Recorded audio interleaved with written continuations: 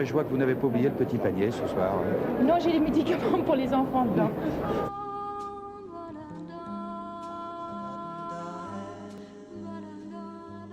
Lorsque l'on pense à Jane Birkin, on voit sa carrière musicale et cinématographique, ses filles, ses amours et son panier.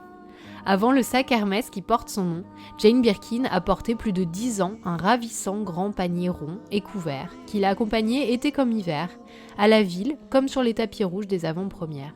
Mais saviez-vous que ce panier est d'abord un costume de cinéma, porté par la comédienne dans la piscine de Jacques Deray en 1969 ? Je suis Céleste Durand et aujourd'hui, je vais vous raconter l'histoire du panier de Jane Birkin.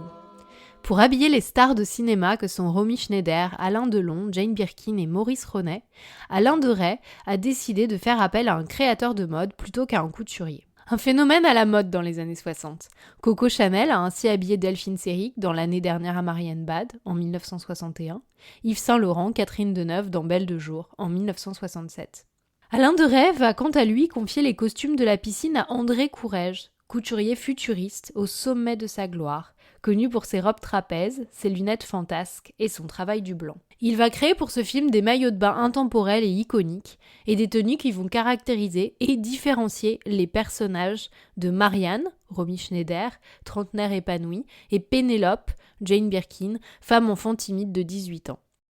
Courrèges va avoir l'idée géniale de confier à Jane un simple panier d'osier comme sac. Ce dernier sert évidemment l'histoire, accentue l'aspect ingénu, enfantin et charmant de Pénélope. Pour Jane Birkin, ce sera le coup de foudre, et l'actrice conservera le panier, qu'elle portera à toutes les occasions pendant plus de 10 ans, parfois décoré d'un foulard à l'anse. En 1984, elle croise Jean-Louis Dumas dans un avion. Lui dit ne jamais avoir trouvé le sac parfait pour une mère, pratique, élégant. Il dessinera pour elle le sac Birkin. Un nouveau sac iconique est né, mais le panier n'a toujours pas perdu de sa superbe. Il a été récemment réinventé par Patou et Longchamp.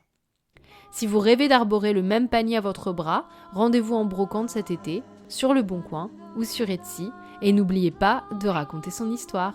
Bel été et à bientôt pour de nouveaux épisodes de Profession Costumière.